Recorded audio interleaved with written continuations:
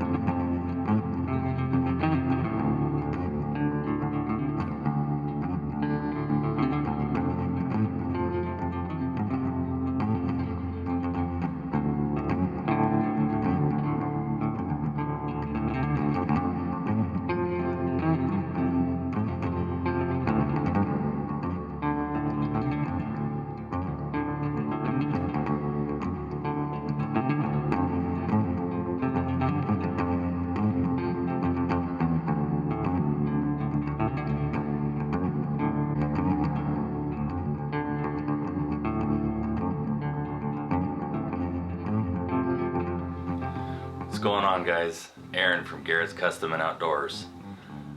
Got something new, something bigger, something better. Not better, just different. We are not tying another small trout lure. We're going pike fishing tomorrow. We're gonna make a trout lure. Lure of a trout, not a lure for trout. Anyways, yeah, trout spinner. Oh, I gotta go grab the GoPro and get the GoPro set up so we can start tying this bad boy. Woo, let's go.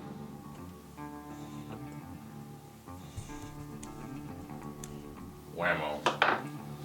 You can read Craftsman. All right, we need to open up the device a lot. Just gotta futz with the, oh, Shaughnessy hook. Now with these big flies, I am no master. Nicholas Bauer, you can find him on YouTube, ties some phenomenal flies. Phenomenal big flies. He ties big old honking flies, and I emulate him, but he is still the master. It's a Fly TV by Canal Gratis.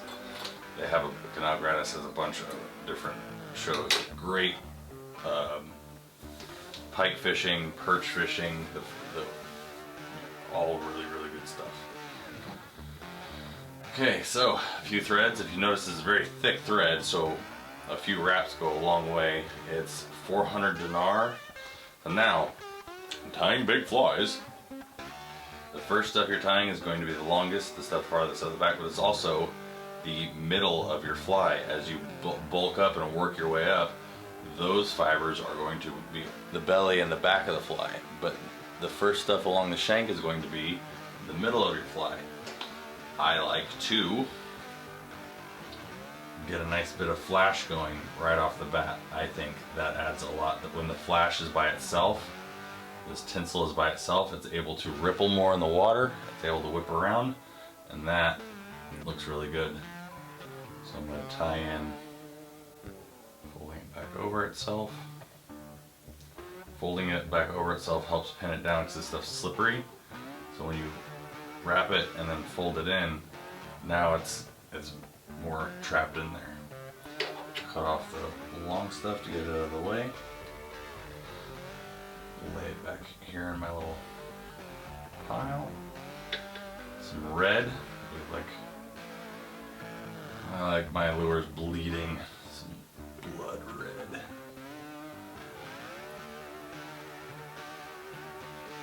Again, a couple of wraps. Fold it over. Oh, it slid. Don't want it exactly on top where I wrapped the pink, and you end up with a little lump. So, one more wrap. I'm going to hold it tight, holding the thread tight while I fold it over, lay it down. There we go. Now it's pinned. It was all sliding down the shank about where the pink is. And some green. Okay, a little smorgasbord of color. Now the only time you see me doing that in this fly, everything else is going to be layered and coordinated. Layer glue.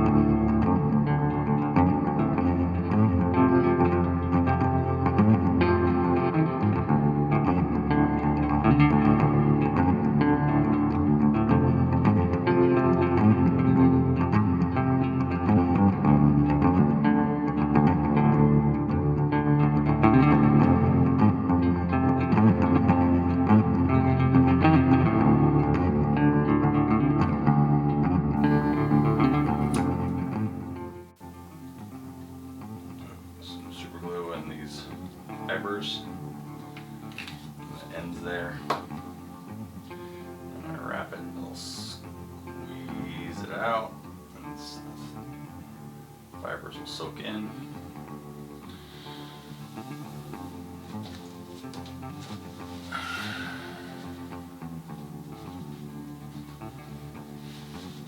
There. Those fibers are not going anywhere. So pick our first bit of belly color, like so.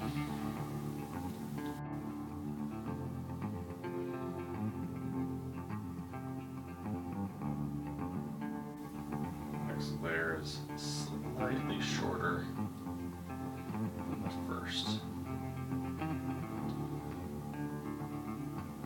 Now these I don't want to spin all the way around.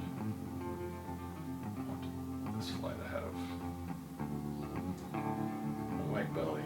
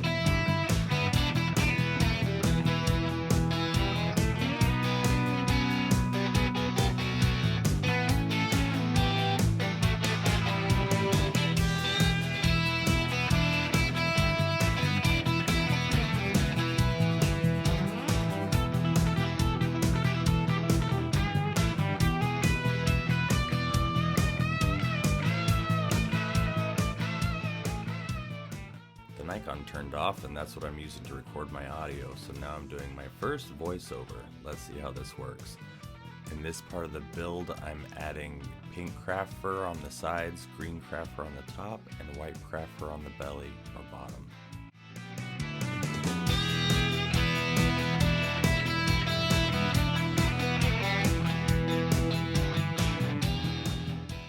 Here you'll notice that the clumps of pink craft fur I'm using are a lot thicker than the green and the white. I'm doing this because I already have most of my body built with green and white bucktail, and I'm adding body on the sides of the lure with the pink craft fur. Another little trick here is if you have a discrepancy between your top color and bottom color, like the green is bulging out farther than the white or vice versa, or maybe there's an overlap or a lack of a overlap, so there's a gap where you can see down into the shank. The craft fur covers all that up and you don't see any of your minor mistakes that you might have made. Alright, the last addition to this portion of the fly is some silver tinsel. Tie it in here on the sides, and you'll see that when I first throw in a few wraps to pin it down, the tinsel isn't laying where I want it. So I backed off a few wraps, and then I was able to keep the tinsel trapped on the thread and then slide it exactly where I want it and pin it down with some more wraps. Next, trimming off the tinsel on the tail, making it the right length. The more material you have off the back, the more likely you're to end up with a short strike. You just want enough tinsel to get their attention and taper off nicely on the back of the lure. Alright, out come the Sharpies. Sharpies are really versatile and really a handy thing you can use to bring out a lot of detail in a lure. Instead of building a fly with several similar colors, I use one color and then we'll darken the back with a Sharpie, and then you'll get a nice blend from the dark back to a lighter side. Adding spots, gills, blood, fins, like perch have bright orange fins, so it's easy to just draw little orange spots on a perch pattern than it is to try to tie in pieces of orange. So it's really handy and speedily fills out the pattern nicely.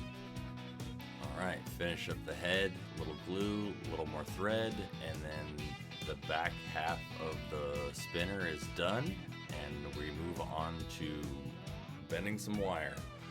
For some silly reason I made a mistake here and used the wire that I used for the lure body for linking the two hooks together.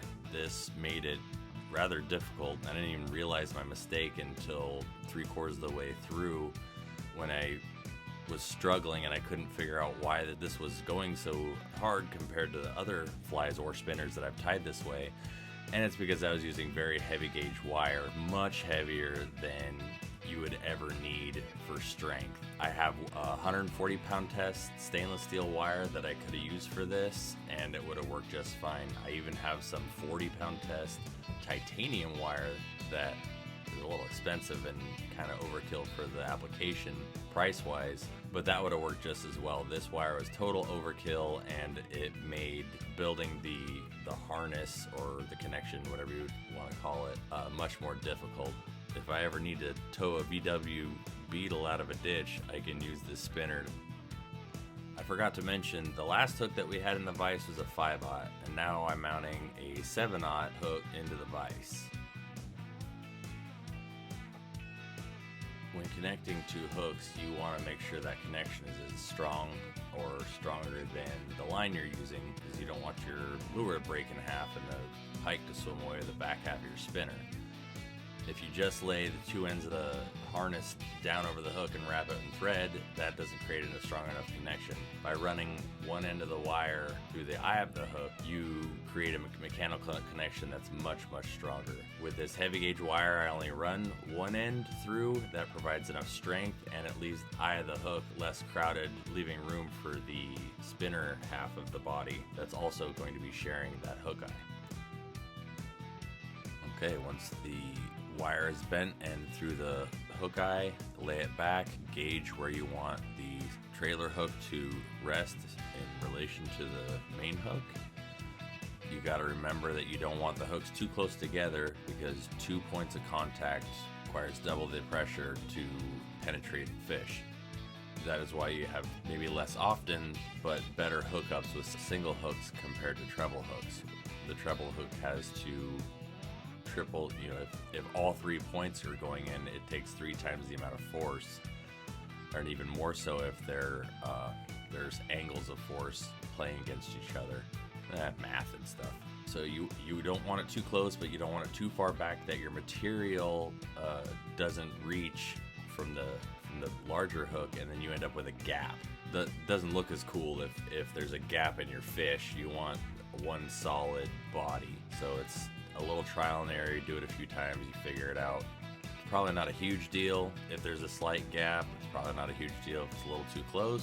It just is. But you want to try the best you can to have it in that sweet spot where you have a fish without a gap in it, but the hooks aren't too close together. A problem I've had on some other spinners that I wanted to try to alleviate here is the articulating hook twisting up and binding and not laying straight when casting, so that your whole retrieve, the lure is kind of bent, or even the same problem happening with the main hook attaching to the spinner body. My great idea today was to use some heat shrink tube, but because it was kind of a last minute idea, I had to futz with it, and didn't go on that smoothly. The tubing was a little small. But I was able to get it to work after playing with it, and then I realized that I put too much tubing on it and it was going to make too much bulk tying the wire harness to the main hook shaft. So then I had to cut most of it off to be able to properly and cleanly attach the harness to the hook. Later on, you'll see that I forgot to do this while attaching the spinner body to the fly body, and this bit me in the butt. I had issues with the hook twisting up in the eye and it running crooked multiple times. It was actually pretty annoying, and probably every fourth cast the lure didn't run straight. It was kinked in the middle and stupid. All right, mounting the harness to the hook.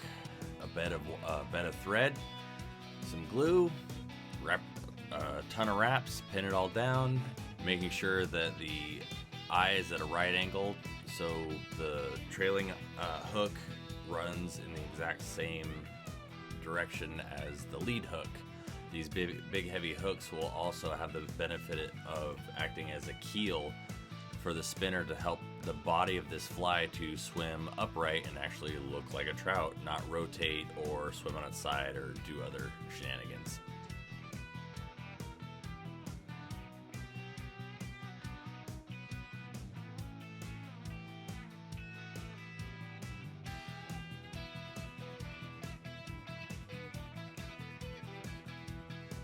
Did end up having some gap between the articulating hook and the main hook. I think maybe if I had run some flash and or craft fur first, I would have been able to fill that gap.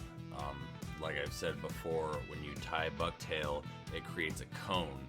I also have some synthetic bucktail that I maybe should have tied in there that doesn't flare out, and I could have used that, and it would have laid down onto the articulating fly and filled that gap. Next time we'll do a little better. It looked great. Once it got wet, you couldn't really see it, but it was just kind of bugging me that there was a gap.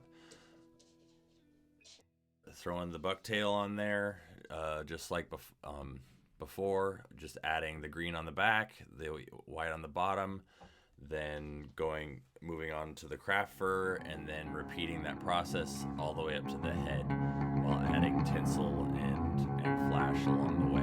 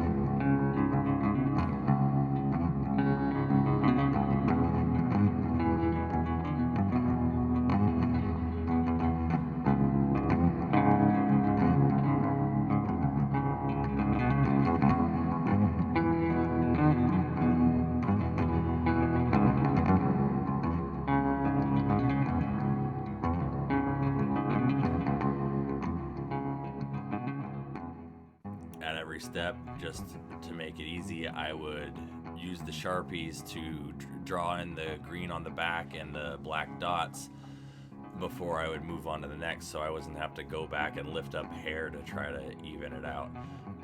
What do you guys think about the Sharpie? I think it really helps build the fly out and fill in those details. I know there are fly guys that think that using glue is cheating, so I'm sure Sharpie pens are probably totally contraband, but whatever. I'm not really a fly tyer, am I? Look at me with my craft scissors and super glue and Christmas tinsel.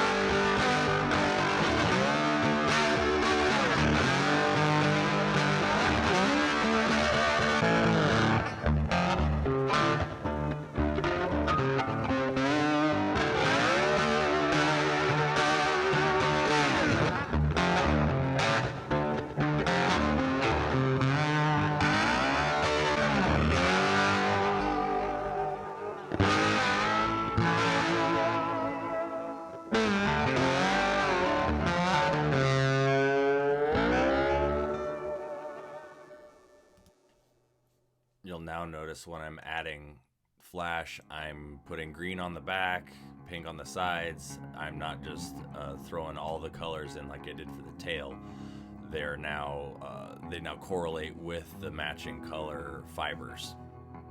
All right, I want to point out here where you see me adding the flash and tinsel along the sides. Every time I would add the lateral line flash and tinsel, I would add a little more each time. So it's three fibers that you fold over to 6, then 4 fibers you fold over to 8, and so on and so forth. And that helps build the bulk and build the lateral line as you go up. So it doesn't stay the same size. It gets narrow as it goes towards the back, kind of like lines on a fish do. So that's a neat thing. I thought when I was tying the last bundle that I would be tying one more, but after everything filled out and I had to add extra white bucktail in the belly to make up for using the wrong bucktail on the fibers on the bottom, it was there. We were at the eye of the hook. So I built up a nice head, glued it down, wrapped some more threads, gluing, then wrapping, and then doing another layer of glue. Creates a laminate effect, and it's very strong. No knots required. I actually cut some of the fibers off later on, and it was very difficult to get through. It took me several minutes with a very sharp knife to cut through that heavy dinar is Iraqi money, heavy dinar thread, and somebody tell me if it's dinar or dinar. Heavy dinar thread and super glue. It was a very, very strong matrix.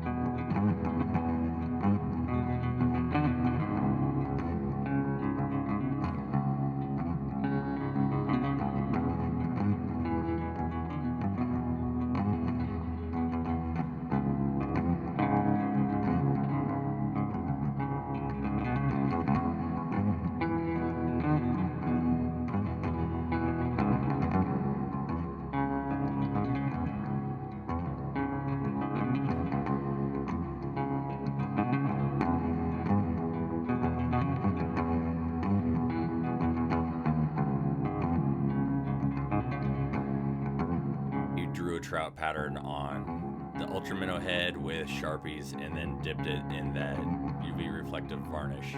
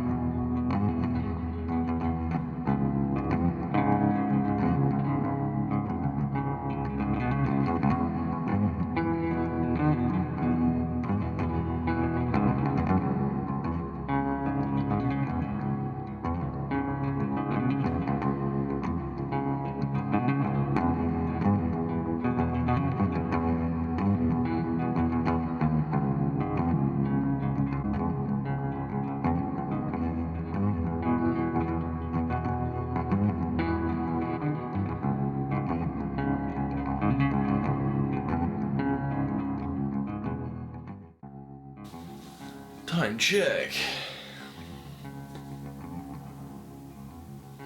1:30 in the morning. Yeah, I'm a little tired. Let's go to bed.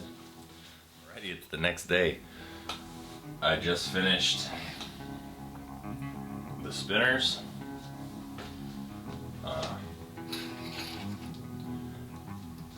The spinners came out looking really nice.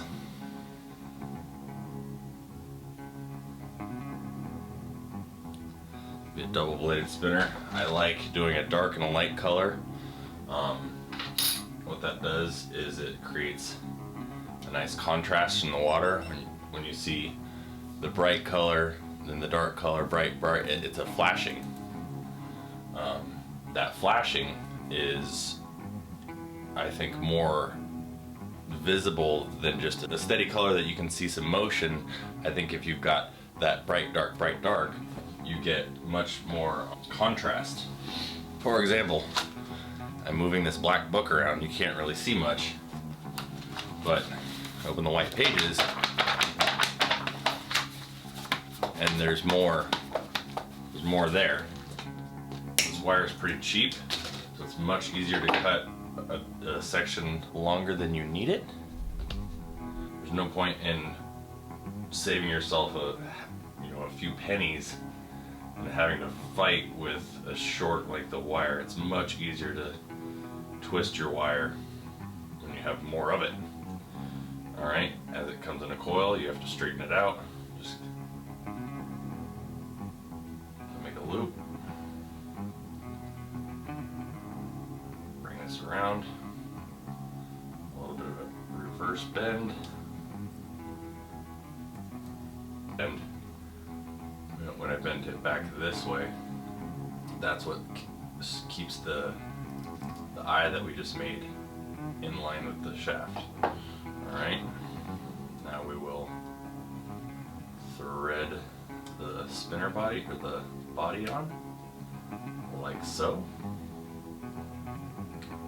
And let's twist up that wire and move on.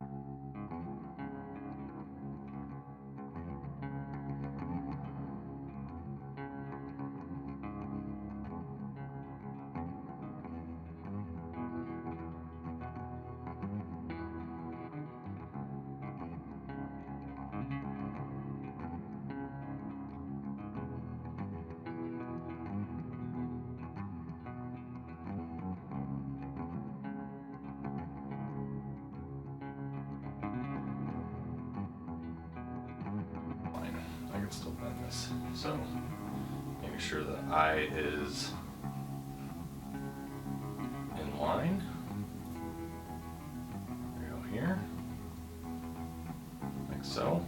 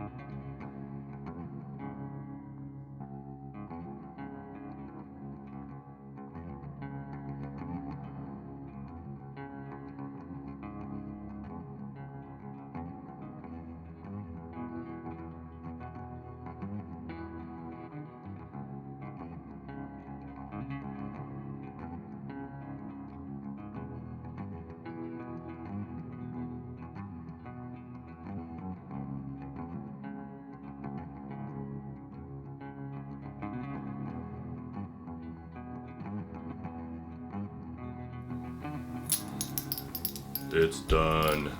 Wow. The head's ugly, I know. Doesn't that look just super trouty?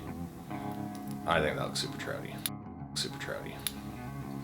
We're gonna go fish this today. We'll see how it goes. Big ol' honkin'. That's a big lure. Big spinners. Big spinners catch big fish. Just couldn't do it. Couldn't do it. Sitting there holding this spinner up and just loving how that head went right to the body, and I was looking at that gap between this ugly head and the rest of the body of this fly. I just couldn't do it.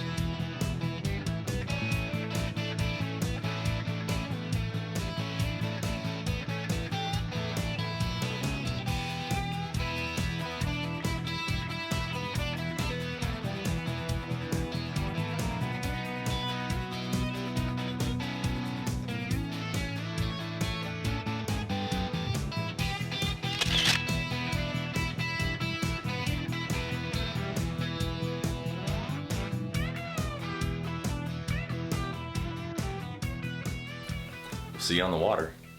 And we're recording.